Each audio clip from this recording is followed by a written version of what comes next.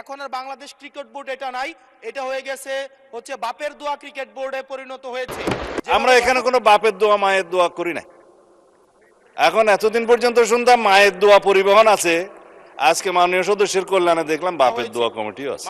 এখন এই মানবাধিকার কমিশনকে যদি আমরা মন্ত্রণালয়ের অধীনে রাখি এবং ওই মানবাধিকার কমিশনের মধ্য দিয়েই যদি আমরা জুলাই গণ অভ্যুত্থানের এই কার্যক্রমগুলোকে বিচারের এবং নিরীক্ষণের দায়িত্ব দেওয়া হয়, সেক্ষেত্রে এই নিরীক্ষণ কিন্তু প্রশ্নবিদ্ধ হবে। এছাড়াও আমরা যদি দেখি সাংবিধানিক প্রতিষ্ঠানগুলোকে যেভাবে নগ্নভাবে দলীয়করণ করা হচ্ছে, ইতিমধ্যে বাংলাদেশ ব্যাংকে যেভাবে দখল করা হয়েছে, যেভাবে বিসিবিকে যেভাবে এখন আর বাংলাদেশ ক্রিকেট বোর্ড এটা নাই, এটা হয়ে গেছে হচ্ছে বাপের দোয়া ক্রিকেট বোর্ডে পরিণত হয়েছে, যেভাবে দখল করা হয়েছে বাপের দোয়া ক্রিকেট বোর্ড। এবং আমি যখন এই জায়গায় কথা বলছি, ঠিক এই মুহূর্তে 28 জন বিচারককে মাননীয় স্পিকার তাদেরকে শোকজ দেওয়া হয়েছে।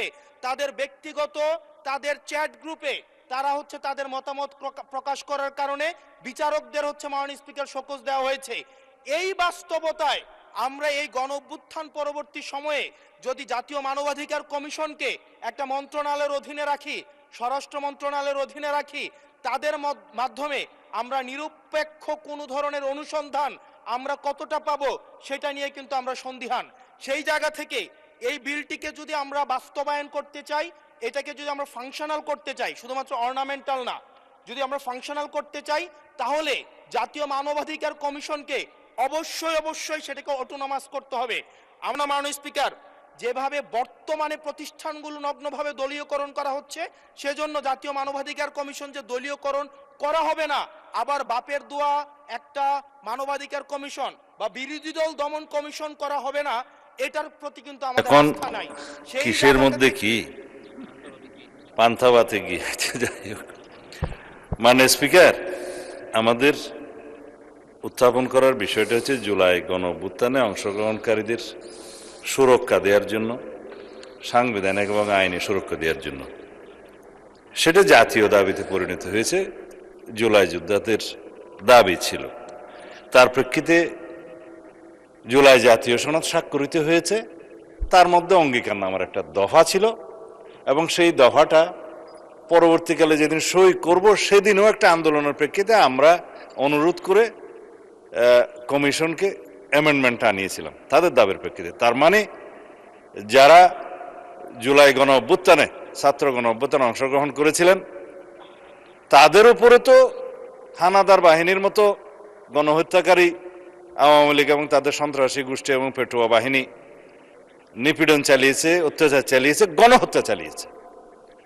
জনতার প্রতিরোধের মুখে তাদের মধ্যেও কেউ প্রাণ হারিয়েছে, এটা যুদ্ধের ময়দানে ফয়সালা হয়ে গেছে, আমরা বলেছি।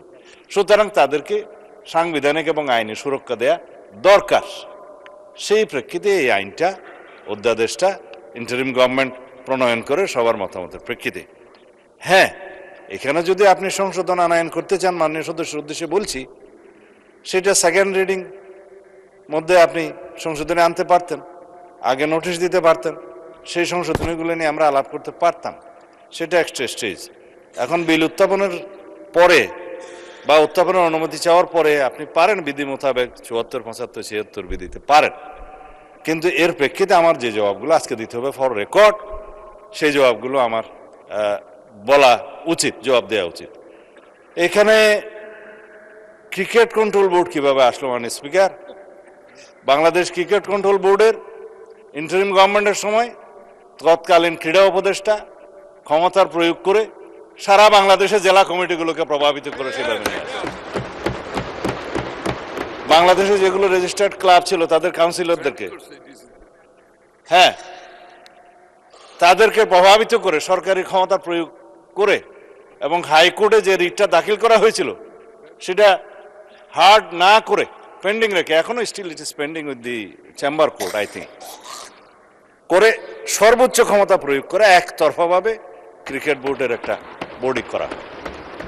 তার প্রেক্ষিতে বর্তমান গণতান্ত্রিক সরকার মাননীয় ক্রীড়ামন্ত্রীর নেতৃত্বে তিনি একটা ইনকোয়ারি বোর্ড করে দিলেন কি কি অনিয়ম হয়েছে না হয়েছে ফাইন্ড আউট করার জন্য।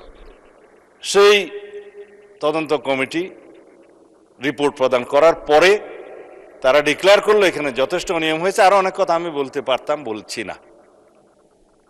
তারপরে সেটা ডিজলভ হয়েছে, ডিজলভ হওয়ার পরে একটা ক্রিকেট কন্ট্রোল বোর্ড হয়েছে, আহ্বায়ক কমিটি হয়েছে, অ্যাডক কমিটি। কাকে দিয়ে হয়েছে? এই দেশের কৃতি ক্রিকেটার, বাংলাদেশে সবচেয়ে পরিচিত, সারা বিশ্বে পরিচিত তামিম ইকবালকে দিয়ে।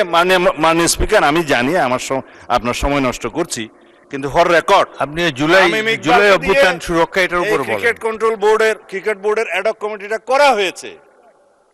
আমরা এখানে কোনো বাপের দোয়া মায়ের দোয়া করি না। এখন এতদিন পর্যন্ত শুনতাম মায়ের দোয়া পরিবহন আছে, আজকে মাননীয় সদস্যের কল্যাণে দেখলাম বাপের দোয়া কমিটিও আছে।